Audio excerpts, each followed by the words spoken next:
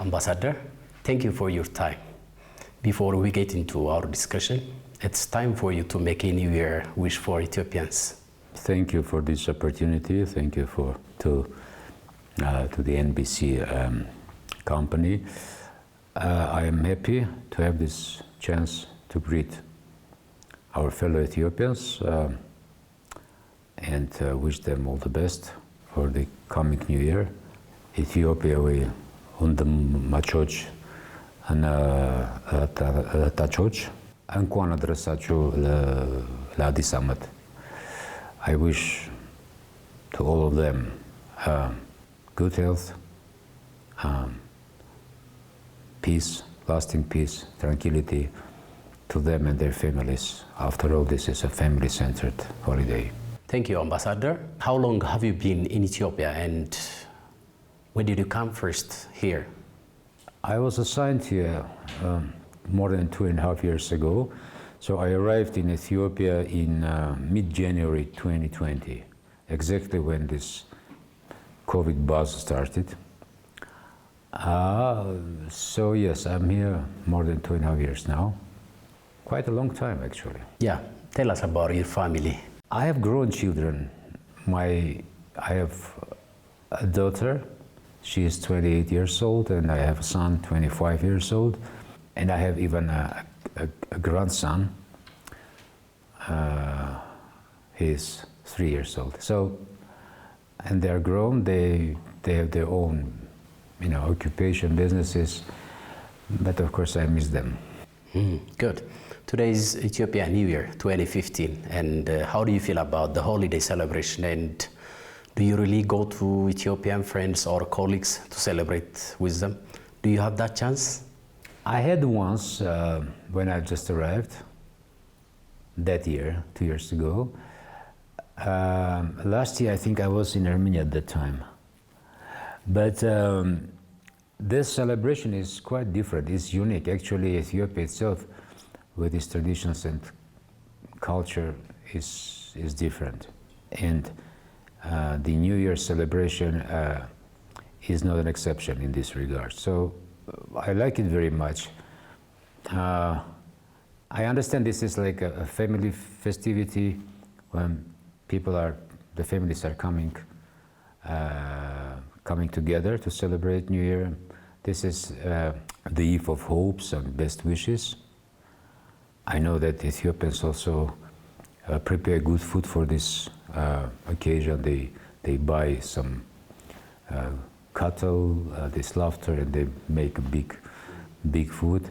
And this is, by the way, similar with Armenia. Armenians also, when they are celebrating New Year, they make a lot of preparations in terms of food and new clothes, kind of signifying that you are trespassing you are turning one page and you are entering another phase with new hopes. Very similar to the Ethiopian, like new hopes. Have you ever tasted dorot? I do. Honestly, dorot is good, but it's not my favorite. My favorite is rather bozena shiro. I like it. Shaklataps. That's great. You've been here for 2.5 years, right? Yes. And how do you describe Ethiopia in general? Diversity. I would say that if I was asked to make a caption in one word about Ethiopia, I would say diversity. This, especially if you compare to Armenia.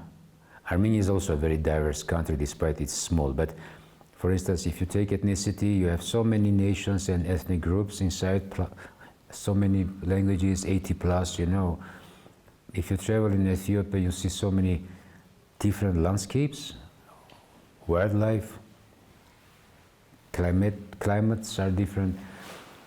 Actually, in Armenia too.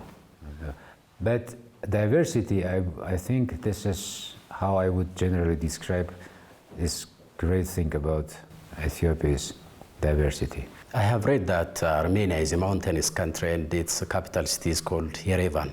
True. I don't know if I pronounce it correctly or not. what kind of country Armenia is, and I want you to tell us about its culture, tradition, history, and its people as well. But if I was to describe Armenia in a nutshell, I would say it is an ancient country and a modern country at the same time. I mean, it's hard to put together, but Armenians are very much attached to their history.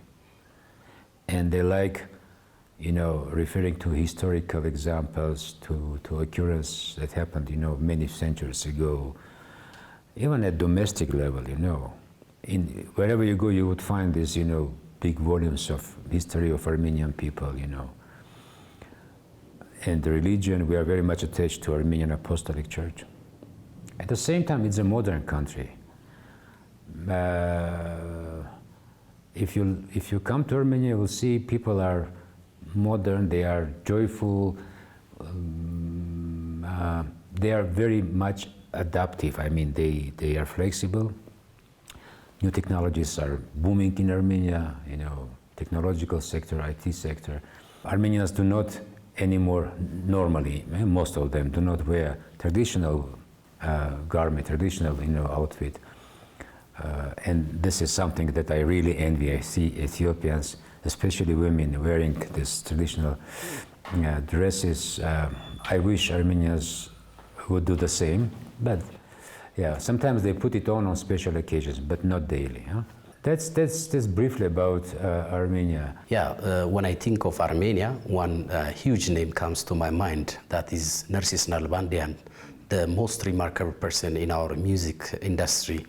And he was a musical director at National Theatre of Ethiopia. And he really laid a strong foundation to the contemporary music of Ethiopia. So I want you to talk about, to tell me about Narcis Nalbandian. True, actually, I can talk about Narcis Nalbandian as much as I can, as much as I am able. But Narcis Nalbandian is a landmark personality in Ethiopian culture, music. Actually, he is the founder of modern Ethiopian music, and his uncle, who came first, probably you know the story about Arba Lijoch. Yeah, Arba Lijoch, yes. It was his uncle. Those 40 people, 40 orphans. Emperor Haile Selassie I took them from... That was Narcis Nalbandian's uncle, who came here, and he was a tutor of these 40 orphans brought from Jerusalem. And he was the founder of the first Ethiopian brass orchestra, modern orchestra, European style. Yeah? And his actually nephew who followed, who came to Ethiopia, he was a very prominent person, of course. As you said, he also composed the national anthem of Ethiopia, and he composed so many beautiful songs performed by the most renowned Ethiopian singers.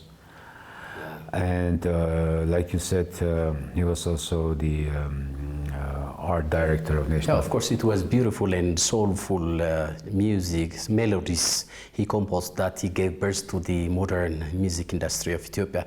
Yeah. If you are professional, you can hear some Armenian tunes in between. I'm not saying that this is so obvious, but I can see some. He even composed the theme song of Organization African Unity. Sure. Yeah, when the Organization of African Unity was established and the first summit took place in Addis Ababa. Do you remember the music, the Organization African Unity? Africa, Hagarachina, it says like that. And yes, and Narcis Nalbandian was requested by the government to create the anthem, and he did. That was a great success, of course. Yeah. Do you listen to Ethiopian music? I do. Whose music do you like most? I mean, in my age, it would be natural if I'd say the rock and roll music is is one of my favorites. So, Alemayo Esheto is my favorite singer, probably. Unfortunately, he passed away recently, last year, I believe. Yes, almost a year. and other, great singers like Mahmud Ahmed and Gesse. And also more modern singers are great. Astar Avoka's voice is fantastic, it's magical, and Zerito, she's great. And also I want to mention Vahit Ilyan, an Armenian Ethiopian singer, a kind of bridge between our two musical cultures. And he performs in Armenian, in Amharic, in English, even in French. I think he's a great asset for Ethiopian music and culture. Yeah, there are Armenian communities in Ethiopia. What do you say about them? Yeah, it's a small community. This is, let me draw one parallel. I mean, are Armenians Ethiopian? Yes, I mean, I was asked a couple of times, they would say, how many Armenians are living in Ethiopia? How many thousands, like 10,000, 20,000? In fact, the community is quite small. And it has never been big, never. It was very small. But it was absolutely visible, and it was very vibrant, it was very active. And because it was very active, it was kind of considered, and it was actually, it was a very important part of Ethiopian society.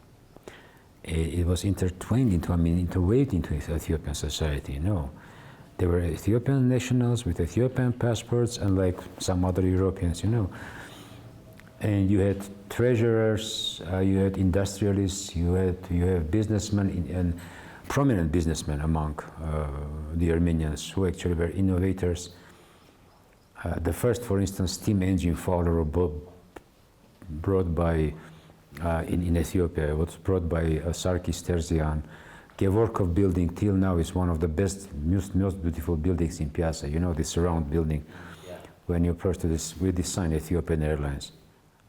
So engineers, one of the first engineers of the city was Armenian, what was his name, Kharbekyan, Minas Kharbekyan, if I'm not mistaken. So yes, I mean, Armenian community played a very important role last century, but still Armenians living in Ethiopia, mainly in Addis, they consider themselves like they have this, like in French say, deux chapeaux, two heads, like they are Ethiopians, they are Armenians. They're combining in themselves the flavor of two nations, and this is beautiful. I want to ask you whether you know some words from Amharic proverbs or sayings. Well, yes, when I started, picking up some Ethiopian words when I just arrived, without clear understanding, and I was asking, what is this, what is that? And friends of mine, they noticed that, I learned something. They told me that Kaspagas Unkulal Bugur Yedal. There are other, actually, Ethiopian proverbs are great, and they are so up to the point, so laconic, and so meaningful. The other one is, which I like, which is, I'm afraid I will pronounce it wrongly, but Derbiaber Ambasay Yasser. Great. Is it correct? Yeah, it's absolutely correct. But that's again, this is about, and it reflects the Ethiopian mindset, working together, working together to achieve some shared goal. Yeah, it's all about even small efforts, many small efforts put together may produce a great result. That's really good. But I tell you something, I know I can read wrongly, but I can read Ethiopian characters. Yeah, that's great. As you know, Ethiopia has a long historical and cultural ties with Armenia. So how do you describe that relationships between Ethiopia and Armenia? The thing is that normally, nations interact when they are located in the same region, when they are neighbors. When you are neighbors, you interact, you have shared boundaries, you go there, they come, and In this particular case, geographically we are so remote, we belong not only to different regions, we belong to different continents. But nevertheless, the interesting thing that these bonds, these ties are so strong that they amount to irrational, relationship. Because if we were in the same region, there would be some, practical and political calculation. We have to support each other because it is mutually beneficial. In this case, there is a great deal of irrationality, if you will. But the story of interaction dates back to the end of the 7th century, beginning of the 8th century, when Armenians were fleeing persecution, that they came up the river and they settled around Lake Haik in Volo, close to the sea. And there are many prominent Armenians in the Middle Ages. There's a famous story about Matthias the Armenian, when Queen Eleni, trying to save the country, which was under the attacks of Ottomans, she sent Matthias the Armenian, who was a trader with some connections in Europe, to Portuguese royal court to bring support or help, assistance from Portuguese king. It was a big adventure. It took him years to reach Portugal. It took some efforts, to convince, and he took with him the letter from Queen Eleni.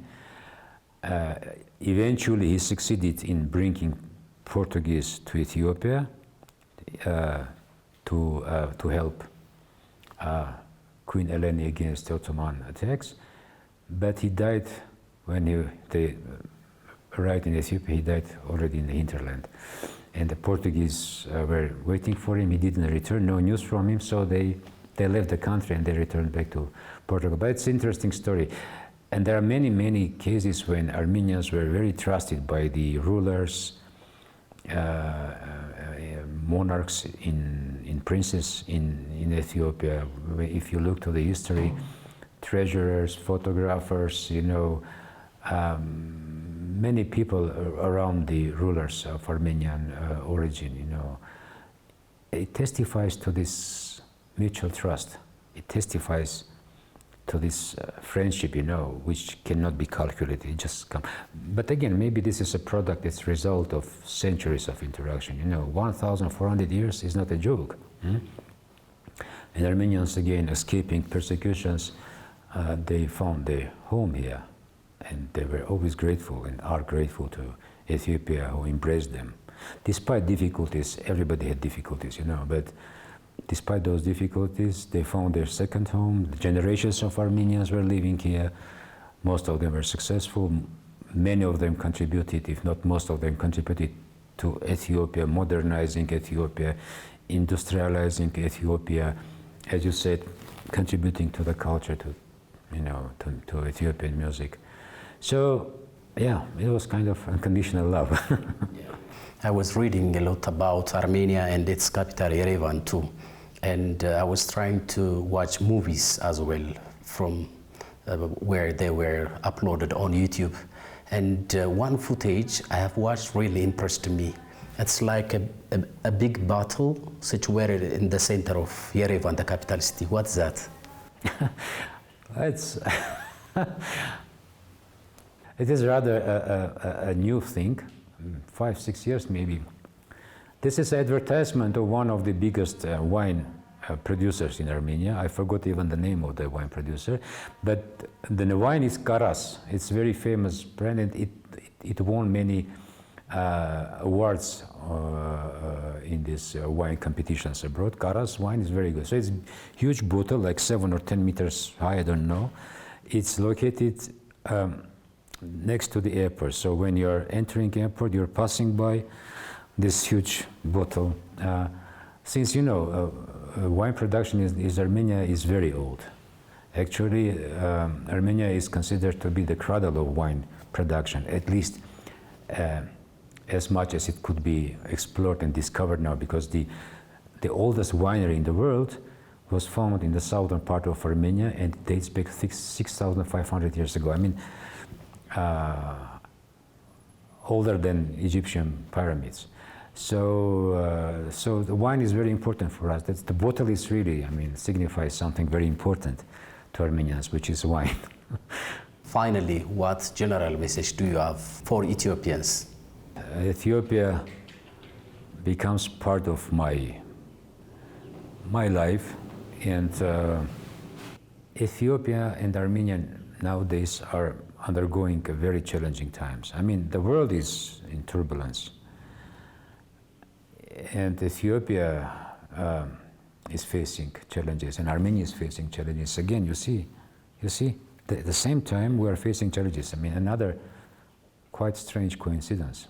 We realize the challenges that the Ethiopian people is facing now, and we wish, and I wish, for our Ethiopian sisters and brothers to overcome the challenges. We realize that it's hard. We understand the situation as much as we can. So my message to our Ethiopian friends, brothers and sisters is, I wish peace and stability come to this blessed country as soon as possible. God bless Ethiopia. Ambassador, thank you for your time.